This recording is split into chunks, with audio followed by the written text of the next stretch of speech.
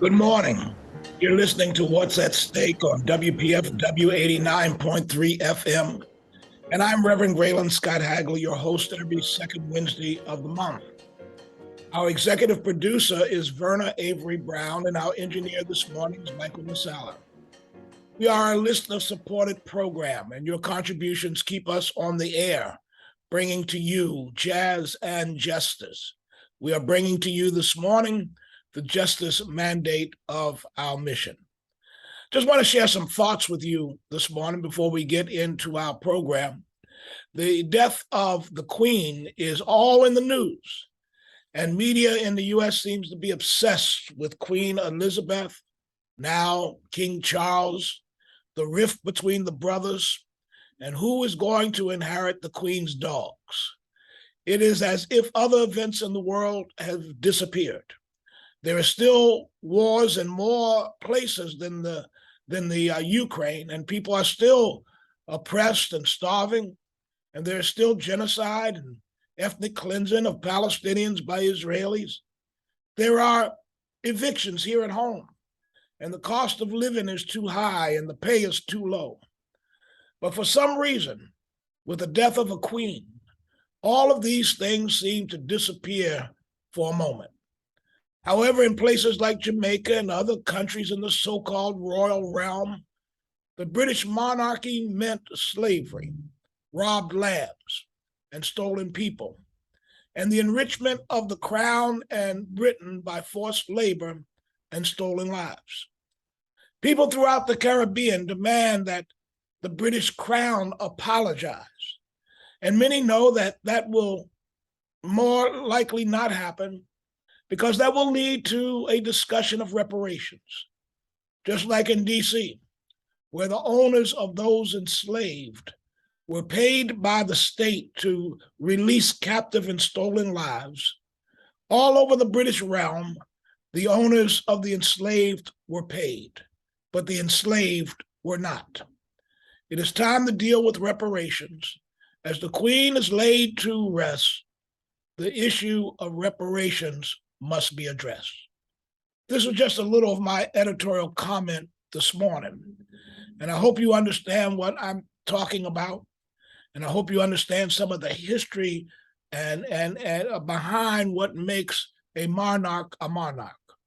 That basically they have pulled together all of the forces of oppression and all of the forces of colonialization and put armies in the field. And so in a sense, they become dressed up gangsters that basically apply their influence to the world. So we need to see it for what it is. All of the pomp and circumstance does not cover up the ugliness of what it means. Just a little of my comment this morning. We have with us today an advocate, an organizer, and a justice warrior who has served as the co-director of the organization Code Pink, and has recently taken on another role with an old and venerated organization. I want you to welcome Ariel Gold to What's at Stake. She is the new executive director of the Fellowship of Reconciliation. I want to start out by just welcoming you, Ariel, and inviting you to tell us a little bit of the history of the Fellowship of Reconciliation, FOR. Good morning. I think you're muted, so you need to unmute yourself.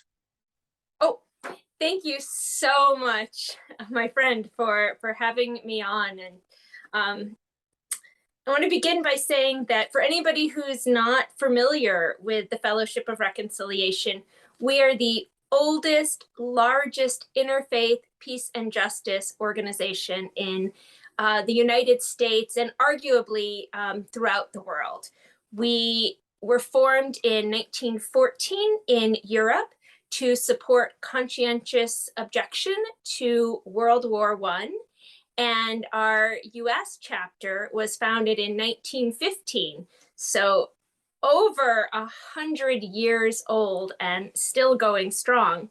Was founded in 1915 here in the US, again to support anti-war efforts and conscientious objection to World War I at the time. we have had such incredible membership throughout the years, from Jane Addams, who was the first woman to win the Nobel Peace Prize and herself a devout pacifist, to Thich Nhat Hanh, Martin Luther King, A.J. Muste, and so many more. We have opposed wars throughout our history. And I want to, point out, and I know we're going to get more into this later, that as a pacifist organization, pacifism with a C has nothing to do with being passive with an S. So to be a pacifist organization is to challenge the powers that be and to speak truth to power and to use the force of nonviolence to counter the force of the military and the destructive force of the military. So we've been doing that since 1915. After opposing World War I, we opposed World War II, and then of course we're involved in the opposition to the Vietnam War and the Korean Wars, and had played a significant role in the civil rights movement. Now, folks may not know this, but Martin Luther King only gave his name to two organizations, the Southern Christian Conference and the Fellowship of Reconciliation. In fact, we have his membership card, and that's a really proud part of our history and our involvement in the civil rights movement. And we are today carrying that on, continuing to work for peace and for justice, for racial justice, to end inequality, and as you talked about, to have accountability. You talked about this mourning of the Queen, right? As though nothing ever came from the monarchy, as though whole countries and peoples and cultures were not destroyed, and as though reparations are not due. We at the Fellowship of Reconciliation know that justice, that peace requires justice and can only be held through justice. And so we continue that work that we've been doing for so long. And today, to hold accountability right now, to hold the US accountable for the destruction that we have created, similar to the monarchy's destruction. Ariel, you had this definition of pacifism, and I want you to just sort of help define that a little bit more, about the two different viewpoints of what being a pacifist or pacifism is. Yeah, so people so often think of pacifism as being passive, as turning the other cheek, right? And I think we could say that most of American society today is passive, right? To not hold the US accountable, to not strive to fund healthcare rather than our Pentagon budget is an act of passivity. But pacifism, on the other hand, is the exact opposite. It is about challenging violence and militarism and building another world. And it's a brave action rather than an inaction. It is the opposite of turning the other cheek. It is confronting power, confronting inequality and injustice with force and conviction, and many times paying that price. Jane Addams, I spoke about, an early pacifist who opposed World War I. Well, she took a huge hit for that. There was a lot of backlash against her. She did work for women's rights, but then when she came out against World War I, it tarnished her image in the public. And that's often a price that pacifists pay, because we don't sit back and ignore the injustice around us, but instead we stand boldly in the face of power to create change. Thank you. And one of the things is just talking a little bit about your history. You're listening to Ariel Gold, who is the new executive director of the Fellowship of Reconciliation. I know a little bit of your history. You've been working on issues over the years around Palestine, around military, and also around the ways in which the U.S. empire view other places like Venezuela. I think you were held up in the Venezuelan embassy. some time, all of those types of things. I know that you've been challenging the war economy and confronting issues of racial injustice. And I just want to know that in your current state, your current role, how will you continue that work through this vehicle that is known as the Fellowship of Reconciliation? Sure. So first, I'll give a little background of my work for Palestinian rights for anybody who isn't familiar. I grew up I'm Jewish. I'm the first Jewish executive director of the fellowship. And I grew up almost entirely secular with really no connection to my faith. Culturally, a lot of connection culturally, very culturally Jewish, but not knowing even the most basic prayers. And as I came into adulthood, I felt like something huge was missing from my life. And I began to explore and pursue that. And so naturally, as a Jewish American, as I began to pursue that and learn about it, I learned about the horrific crimes that the state of Israel, my people, are committing, the horrific crimes against humanity, against the Palestinian people. And so it inherently became a necessity for my faith, that if I am to practice my faith, if I am to be a Jew who walks a Jewish acts in life, then that requires me, then I'm obligated to devote myself to the struggle for Palestinian liberation. And I'm required to do that first off for the Palestinian people, right? Because living under occupation and apartheid is horrific.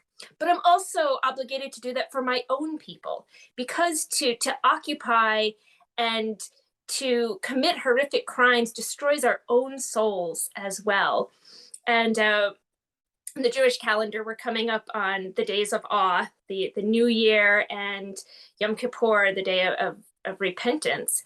And someday we have to repent as a people for these crimes that we are today, right now, actively committing, arresting children, killing children, bombing Gaza, and so on. Someday as a people, we have to repent and deal in our soul with what we've done and become better people. And so I'd like to begin that now. And so that's what, kind of brought me to doing work for Palestinian rights. And the fellowship, as a interfaith organization, we come from a place of prophetic tradition and from recognizing that all faiths have a central tenet of doing love through justice, a prophetic calling to, in Judaism we say tikkun olam, to improve the world, prophetic calling to save our world. And whether we find that through Muhammad or through Christ or through Judaism or through Buddhism and so on, it's something that brings and ties us together. And we're watching today in the United States and around the world a rise of Christian nationalism. In some places, it's being carried out more secular, like in some places in Europe. But here in the United States and in Israel as well, it is blatant white or Jewish supremacy, depending on which state you're in. But we're watching this rise right now, this dangerous rise. And we're watching the co-opting of God in order to carry out this rise of racism, of fascism. And so we at the Fellowship of Reconciliation are right now very committed to using faith to reclaim the name of God, to reclaim the acts of religion as those that pursue peace through justice. That's a great conversation, because one of the things that I always point out is that there's always the religion of the empire. And when I say the religion of the empire, that's Christianity, that's Judaism, that's whoever's in power that tries to control the narrative of the faith, in order to exercise political power and usually political oppression of other peoples. But thank God that there's always a voice that comes back and standing on religious principles, faith principles, challenge the empire and all of the assumptions that it makes, right? That's liberation theology. Liberation theology that basically, I was pointing out just this week because in my Bible study, for example, that everybody wants to spiritualize Jesus and leave the political context of Jesus out of the picture. Well, Jesus withdraws constantly to a place called Bethany. Bethany, which means the town of the afflicted, the town of the poor. So he redraws to the town of the poor because those are his people. Those are the people he's living among, and that's where he got protection from the religion of the empire. And he's challenging the religion of the empire, be it Rome, be it the Jewish aristocracy of that day. And so what I'm pointing at is that there is a prophetic tradition that challenges us to stand up and to question what empires and governments and systems are doing to people in the name of God. So I really want to thank you for that, being so perceptive in that, Ariel, and sort of like laying that out for us. And as we push on, if you're just tuning in, you're listening to WPFW-FM 89.3. I'm Reverend Graylan Scott Hagler, the host of What's at Stake, every second Wednesday of the month. And we are having a conversation this morning with Sister Ariel Gold, who is the Executive Director of the Fellowship of Reconciliation. Now, one of the things I want to just lift up, in the U.S., I noticed that as we were going to war in places like Afghanistan and Iraq, that people began to shift to a mindless mantra, particularly since the 9/11 attacks, and that was to thank our troops. Even the so-called peace movement in the United States have become conflicted, thanking the troops. But we do not understand what we are actually doing and what we're actually saying. We're stripping away any critical analysis from what troops do. It is not their fault. They're following orders. But wars and militaristic aggression cannot be prosecuted without the troops that we thank. Do you care to comment on that?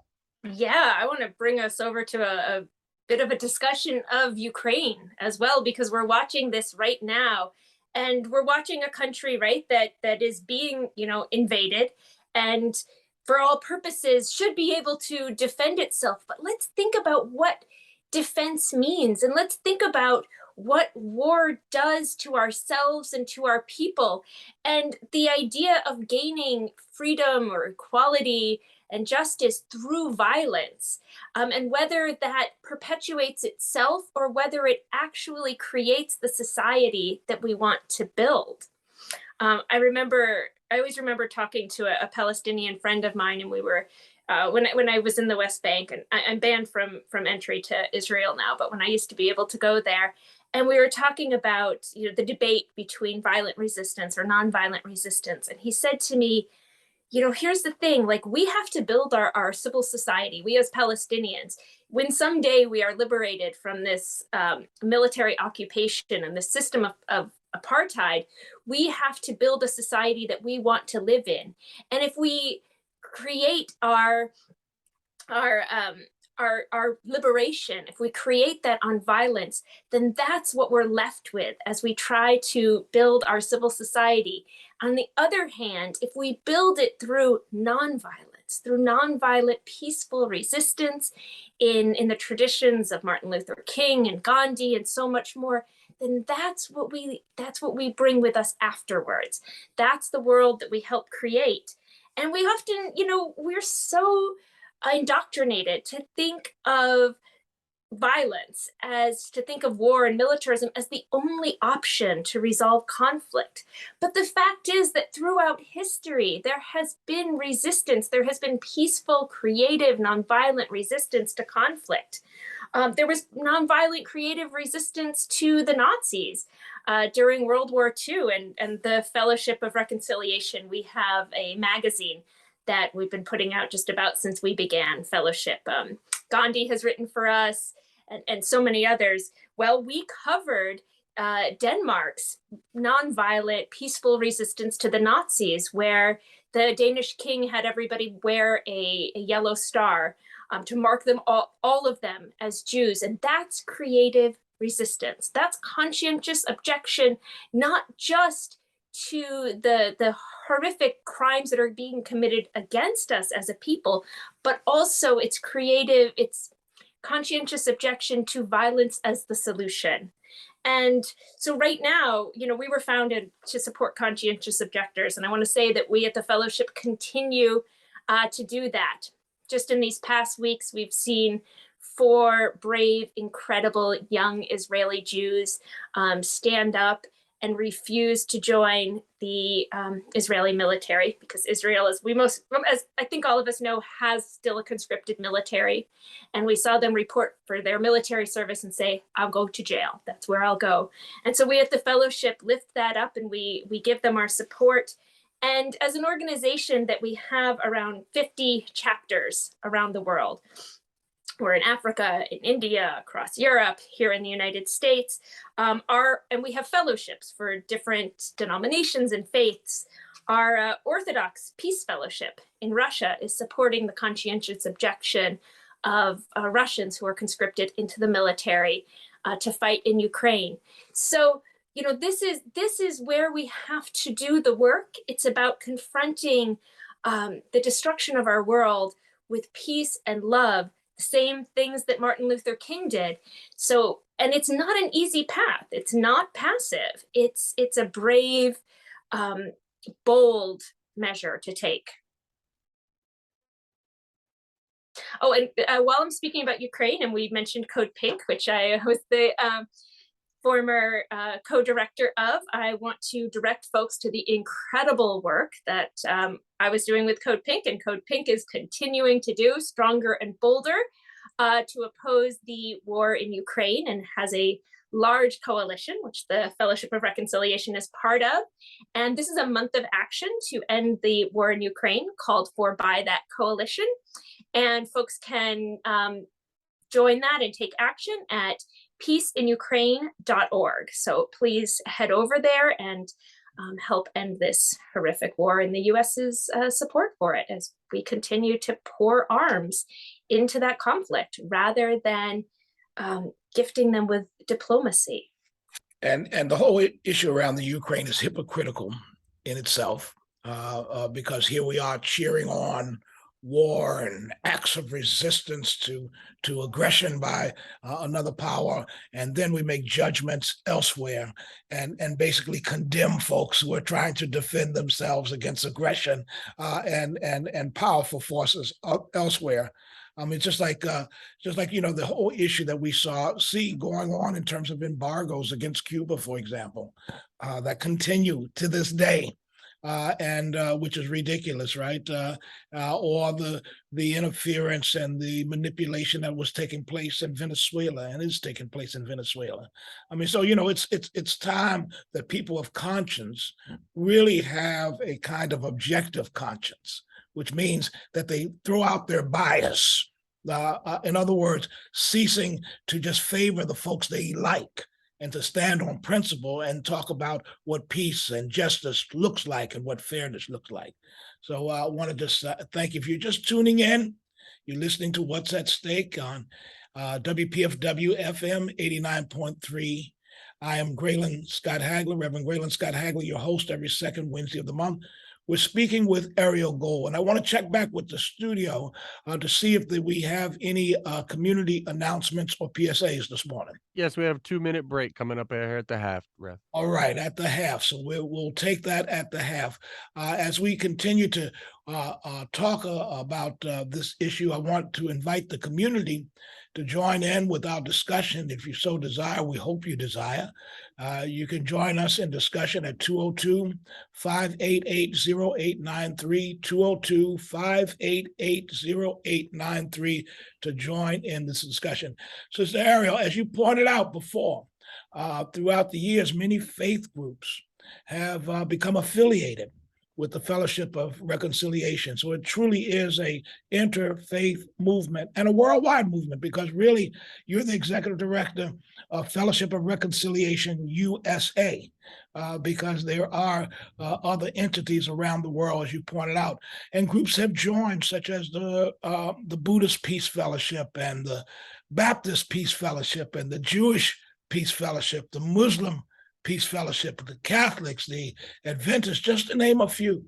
And I think that you've already outlined why you believe faith organizations would take on this serious core issue of trying to bring peace into the world, because it really speaks, in a sense, to our deeper spiritual values. And I'm gonna put it that way: deeper spiritual values, which is separate from religious values, because the religious values follow a structure that is very often a structure that's created by those who have been in power.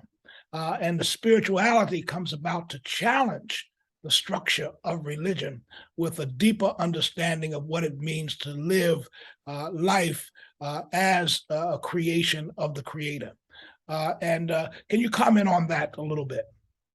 Absolutely. As I was saying before, this call to peace and this call to improve the world and this call to justice is what links all of our faiths together, right? All of our faiths, whether they be Hindu or Buddhist or Muslim or Jewish or Christian, they all come together at the call to build a better world. And you're right, that's kind of the opposite of structure, right? And structure can be so limiting and crippling to a practice of faith. And for folks who saw the lead story in the Sunday New York Times this week, it was about the failure and the abuse of Hasidic children It specifically talks about Brooklyn, but the Fellowship of Reconciliation is located in Rockland County, just on the other side of the bridge from Manhattan, and which has the largest per capita Jewish population in the US. And it has the same problems of Hasidic communities refusing to teach their children secular education. So we have children going to school in America, but not learning English, math, or science, and then being crippled in the world if they want to leave a constricting faith. And those are some of the structures, right, of religion. And those structures can have beautiful elements to them, the daily practices of prayer and of keeping Shabbat.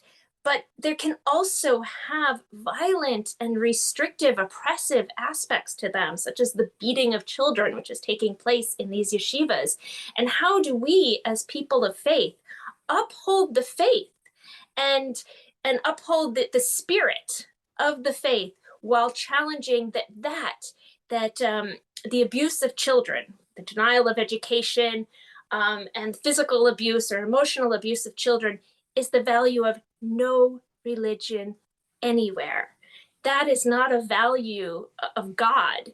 And I want to speak just a little further to Rockland County, because that's where Fellowship of Reconciliation is located. And for folks that have followed this story longer about the Hasidic education, it's also a problem in Rockland County because these Rockland County school boards have been taken over by only ultra-Orthodox Jewish religious groups. We've seen the defunding of the public school systems in the county. And of course that impacts, because side by side in these religious communities are Black and brown communities, immigrant communities, Latinx communities, and those children are also being denied a proper education. And so all of these things are connected, right? We can't even disconnect them when we deny, Hasidic children an education because we're giving them only religion and keeping them as crippled in society. We also end up depriving the most vulnerable in our community, Black children, Latinx children, immigrant children, right here in Rockland County. That's really important. I'm glad you raised that issue up to bring it home. And also, let me point out that in terms of a lot of religious structure, it's always built on a patriarchy. So there's a misogynistic nature to very often religious structure. And that's why I keep sort of urging folks to go to the spirit, to the core of it. We're going to take a break for a few minutes for our community calendar and our PSA. We'll be right back. Our beloved sister, Nikinji Toure, on WPFW for over 30 years, is recovering from a recent serious health challenge.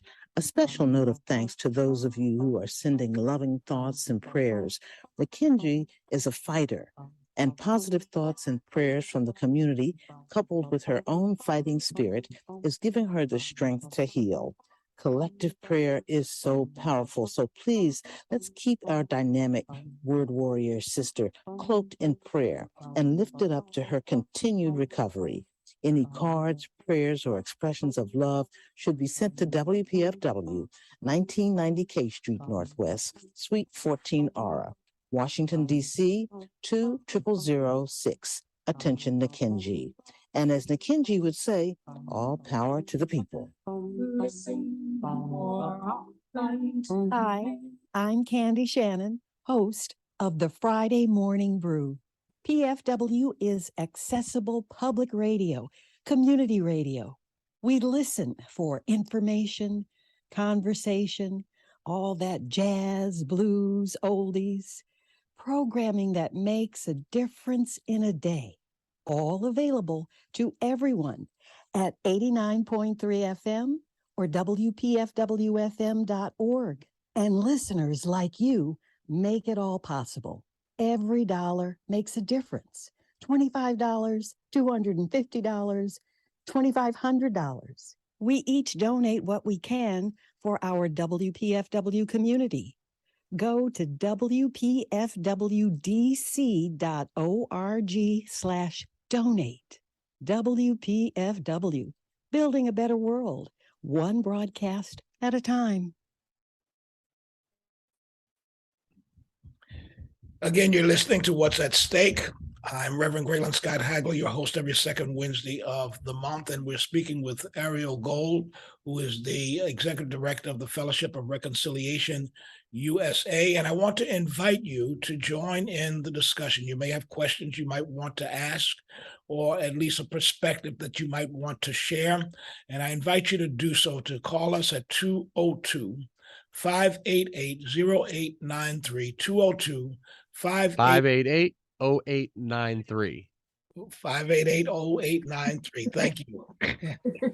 What would I ever do without you, Michael? Bless you. And Ariel, you're going to the Sudan soon. I am. I quickly just want to direct folks first to our website and to sign up to be on our email list. We send out monthly. My incredible colleague Ethan compiles a monthly newsletter, which includes a calendar of events for solidarity groups, coalition groups, our fellowships, etc. And you can join us at FORUSA.org,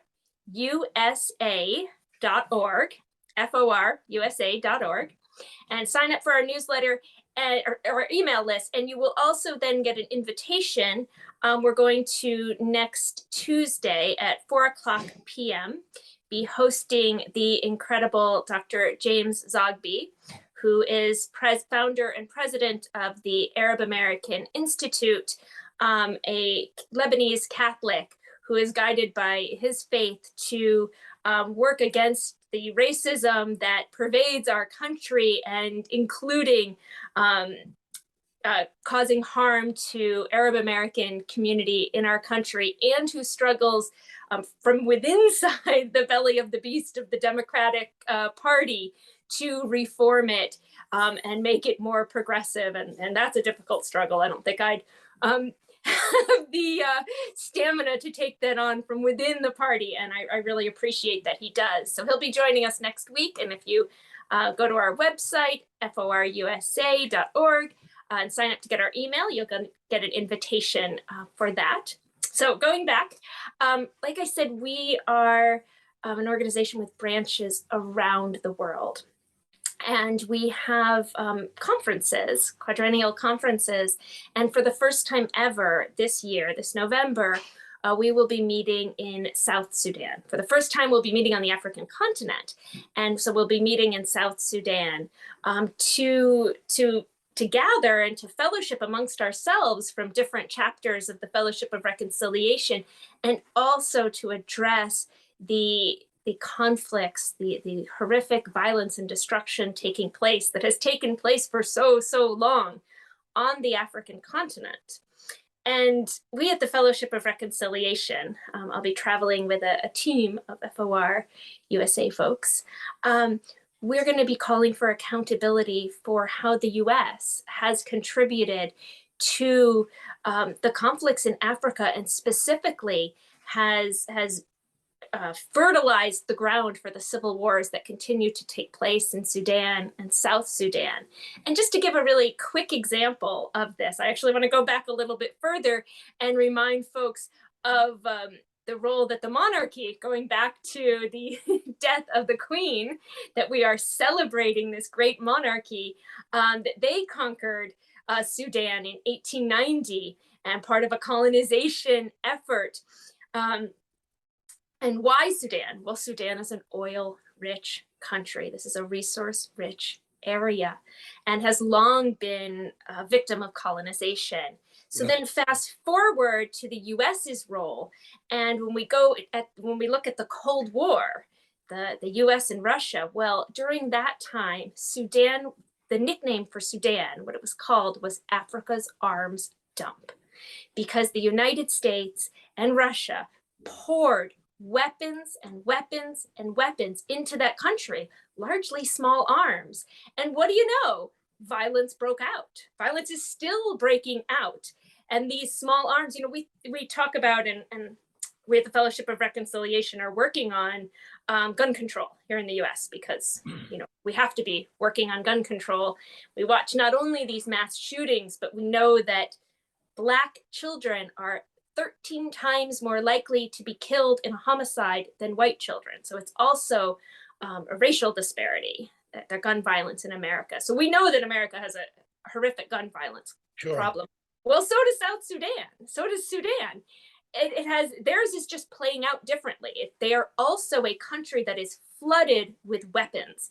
And I venture to guess that there's AR-15s all over the place there. And that's what they're shooting each other largely with. We've now, as the US, we've now sanctioned South Sudan, because we know so well that sanctions work, right? They've worked in Cuba, they're working right now in Iran, they've worked in Venezuela. What sanctions actually do are harm the common people. So I guess in that sense, they do work. They punish and harm the common people, while largely the upper class of the country or the rulers of the country can evade them anyway. So after pouring arms into Sudan and South Sudan, we are now sanctioning that country to demand that they find peace through economic despair. It's interesting that you're going to South Sudan, because there's been a conflict between North Sudan and South Sudan. And you're talking about basically in the Sudan, about roughly 600 ethnic groups that exists on the land. And also there has been the continued issue of slavery in the Sudan that has been carried out, and has been carried out against children, against women, against people who were darker complected, because there is also that issue around lighter Northern Sudanese and darker Southern Sudanese, and the way in which people look at darker skinned folks and believe that somehow they are inferior and they can be enslaved, et cetera, exploited and oppressed. And it's interesting with you going to Southern Sudan.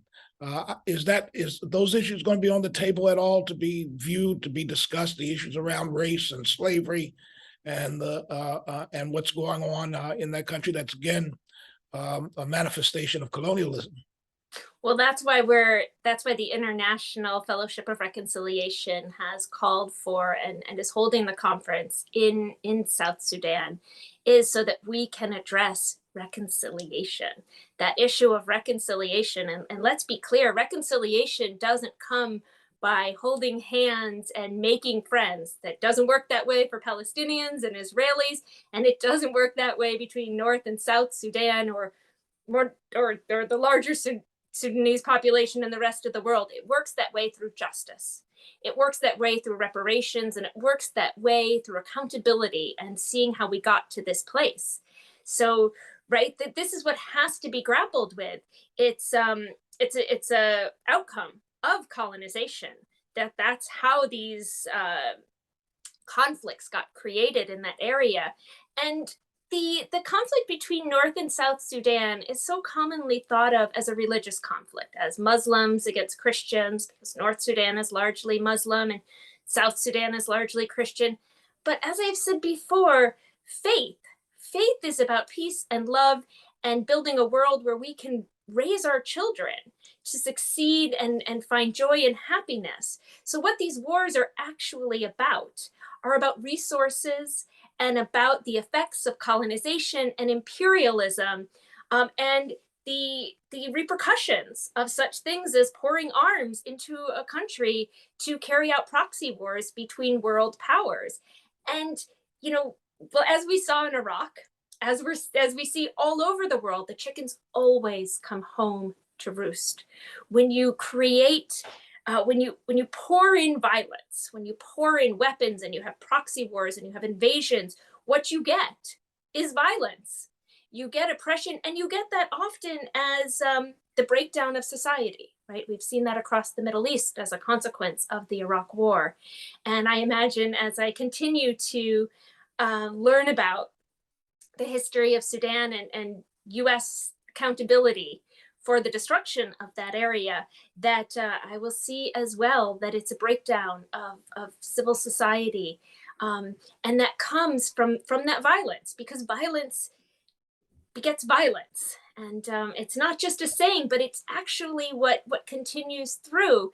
And so it's not about religious conflict. It's not religious conflict in the Holy Land.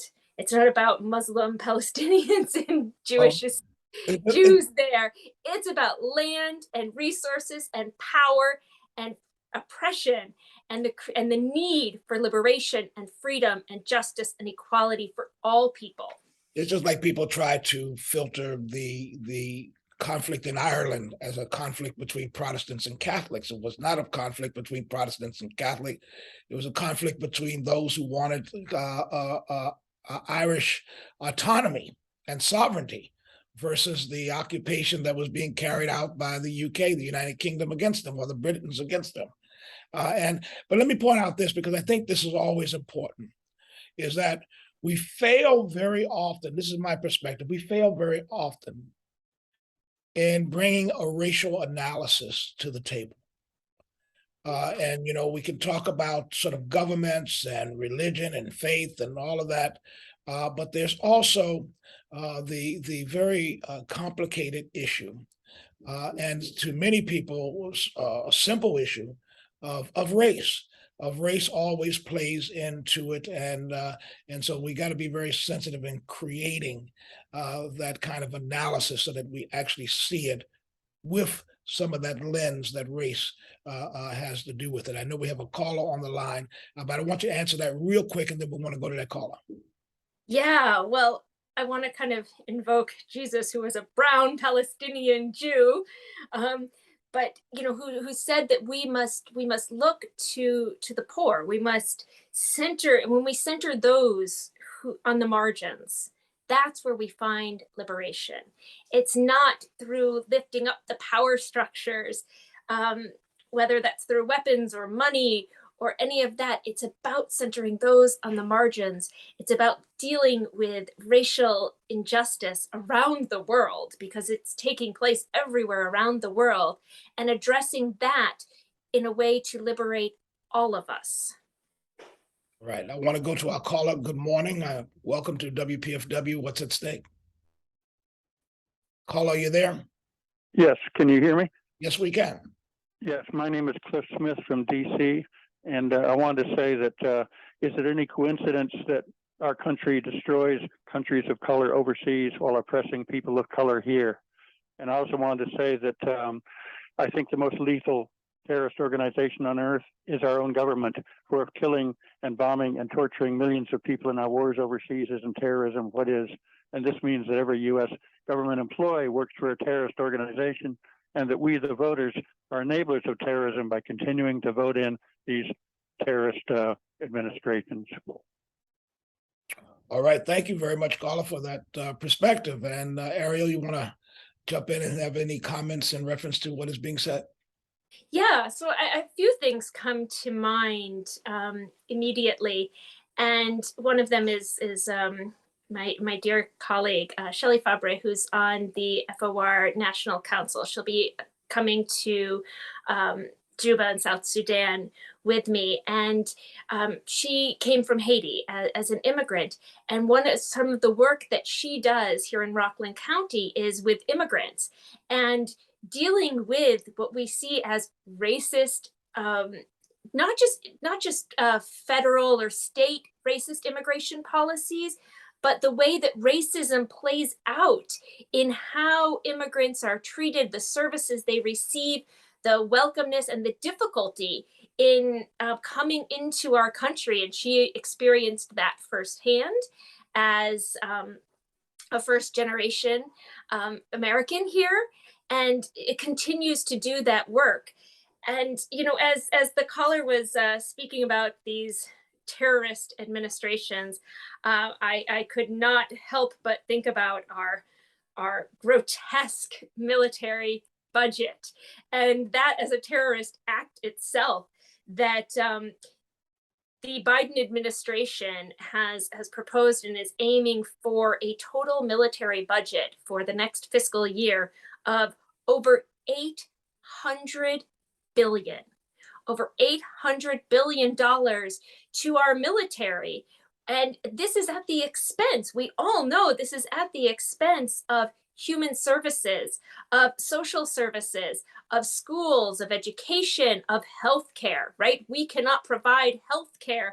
We were crushed, and we continue to be crushed by a pandemic, and do not have the resources to care for our population, and yet over $800 billion to our military budget. And I want to lift up Code Pink again for this, because they really lead a lot of work to, they have a campaign, Cut the Pentagon, and you can find it on cutthepentagon.org or on Code Pink's website. But this is something that we have to be challenging in our country, and it affects everyone around the world, right? As our military is funded rather than human needs, that's what we bring around the world as the United States empire. We bring violence rather than human needs. And part of it also, we got to recognize, and this is always the complexity of the issue, is that people are engaged in contradictory places, which means sometimes, you got a job to keep a roof over your head and to feed your families. But our role is to also spiritually feed people so that they're critically aware of what they're doing, critically aware of what they're contributing to, not necessarily to condemn them, but to really make folks critically aware, because the reality is you have an apparatus that already exists in this country, have existed really since the founding of this country, where people have been subtly engaged in all of the misadventures and problems that this country has manifested in the world.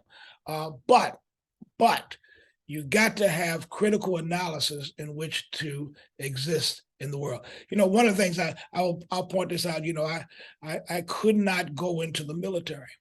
And one of the reasons I couldn't go into the military was because my father, who was drafted during World War II, did not let me forget, since I was extremely young, the racism and hatred in the military. And he told me the stories over and over again about the way Blacks were treated in the military. So he would not let me forget the experience that he had, rather than glorifying it, raising the flag, and all that other type of stuff, he was keenly aware of the contradictions and the hatred and the racism in the military that he fed to his kids. I remember when I said I was going to college, the counselors instead heard my desire to go to college with supplying me with brochures for the U.S. Army, the U.S. Navy, all of those types of military things. And I didn't think about it. I took them home. The next thing I know, my father's got those things in hand. He's gone back to the school in a tirade because he did not want that stuff to be a part of our consciousness. And again, that's why I talk about you got to create awareness around these things in terms of what people are engaged in and contributing to. And that's a part of what we're talking about. And that's a part of the work of Fellowship of Reconciliation. So sort of teach the deeper spiritual values that make us critically aware of what is going on around us. Yeah, I want to say that a life of faith is not an abdication of reality. Quite the opposite. A life of faith is a critical view into what is happening and a belief, sometimes against all odds, that we can make this world a better place. And I go back to one of my times in Palestine, and I was sitting in a family home, and I said to them, "How do you not give up? How do you not despair?" And she said, "Pessimism is not an option for us. We don't have that luxury. Pessimism is not a luxury. It's a luxury," and that is faith. That's the crux of faith. That pessimism is not an option. We don't have that luxury, and so we must confront reality, and we must confront it with the belief that we can build a better world, and we must try to. And I just have to say, as you were telling that story, and as we're aware that military recruitment goes on in schools every day, and especially in impoverished Black and Brown, as well as rural white communities, that this is a gross violation of rights of children. To bring this into their educational places, into public schools, and to call for them to join the military. And of course, the military is a racist structure, because the U.S. military, and probably every military, is designed to uphold white supremacy. That's really what it does. And so, of course, by necessity, inside it, the structures would have to, show that same racism within. And that's the whole thing, is that the issue around wars and the war economy is to basically provide marketplaces for the privileged, the rich, and the greedy.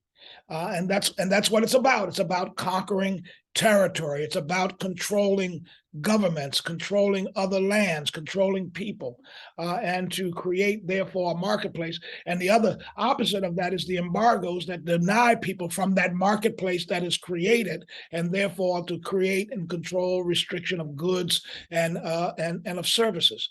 And so one of the things is sort of like looking at what does it really mean to be engaged in the world as a military, representing a government which represents corporations, and they're basically trying to create the marketplaces and control them. That's the nature of capitalism, and that's the nature of white supremacy. Of course, we no longer have a conscripted draft, but that doesn't mean that we aren't carrying out a draft. We just carry it out through racist policies of targeting the most vulnerable.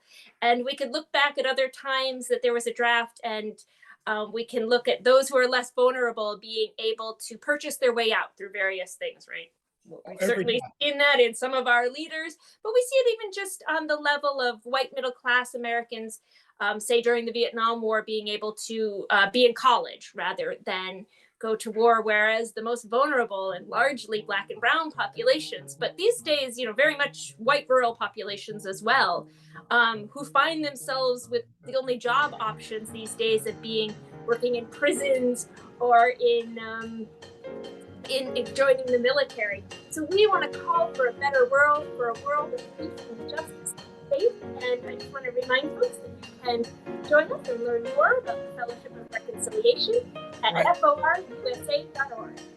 Well, we're out of time. Ariel Gold, Executive Director of the Fellowship of Reconciliation USA. I want to thank you for our conversation today.